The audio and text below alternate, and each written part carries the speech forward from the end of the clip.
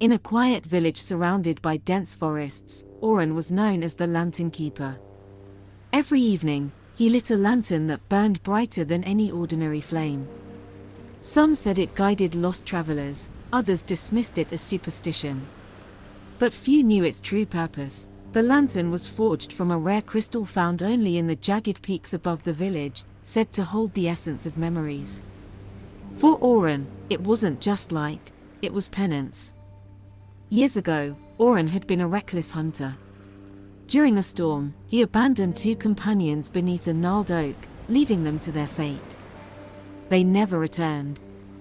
Now, his lantern burned not for himself, but for those who wandered, whether physically or within themselves.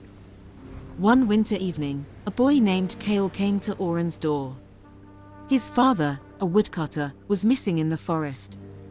Desperate, Kale hoped the lantern could lead him back. Reluctantly, Oren agreed to help. As they ventured into the icy wilderness, the wind howled, and snow obscured faint tracks. At one point, Oren froze before the twisted oak, the very sight of his betrayal. His hand rose instinctively toward the bark but stopped mid-air, trembling. "Again this place," he muttered, his voice barely audible. Kale noticed the change in him but pressed on. "Dad always said to look for prints near moss," Kale exclaimed suddenly, pointing to a faint boot print beneath the snow. His voice, filled with hope, snapped Oren out of his trance. For the first time, Oren saw something in the boy, a resilience he hadn't expected.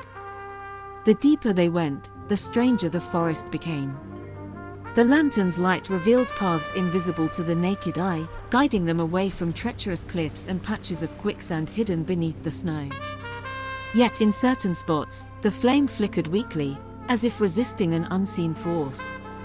Villagers whispered of spirits that dwelled here, feeding on despair. Oren clenched the lantern tighter, willing its glow to steady. Finally, they found Kale's father huddled beneath a fallen tree, weak but alive. As they carried him back, Oren felt the weight of the lantern lessen, not just in his hands, but in his soul.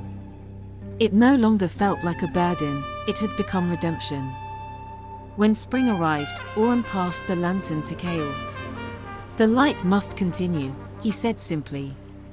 And so it did, illuminating paths through both forests and hearts, one flickering flame at a time. But now, its glow seemed different, warmer, as though it carried not just hope, but the promise of second chances.